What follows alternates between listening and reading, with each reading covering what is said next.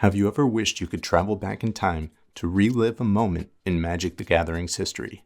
Today, we're going to do just that and revisit one of the most unique decks ever, circa the year 2000. Let me introduce you to Netherhaups, the most destructive mid-range deck ever created, built around two very infamous sorceries, Obliterate and Jokulhaups.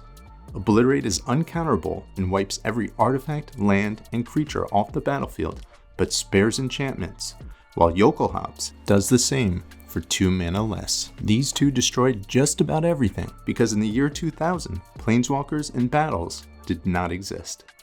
If we look at the way this deck was constructed, a total of 7 to 8 copies of these two spells meant that it was rare not to have one in hand.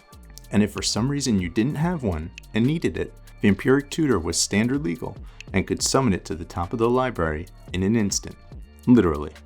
So at this point, you might be saying to yourself, how do you go about casting these 6 and 8 mana spells? Well, that's a very reasonable question. And this is where Netherhaups' unique mana base comes into the picture. With a full 28 lands in the deck, 24 of them were capable of producing 2 mana at a time, which means you could blow up the board as early as turn 3. So we can blow everything up, but how does the deck actually win? As you may have guessed, the name Netherhaups is derived from its 2 key components.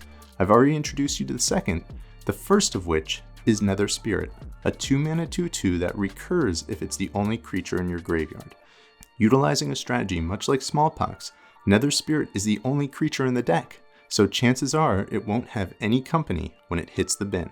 But if 10 attacks from Nether Spirit is a little too slow for your liking, you can kick in Urza's Rage to eat chunks out of your opponent's life total, 10 at a time. So how did anybody beat this deck? At the time this deck was legal, Dust Bowl and Rishadan Port were widely played in the format, which could slow down the Netherhaups player attempting to keep them off the requisite mana to cast the deck's namesake. These 2 cards in particular are why you'll notice main deck copies of Sabo's Web, an effort to stop these omnipresent, disruptive lands. This deck was powerful and unique at the time and stands out in Magic's long history. What deck would you like to see me feature next? Let me know in the comments below. Until next time, you know the deal everyone. Be well.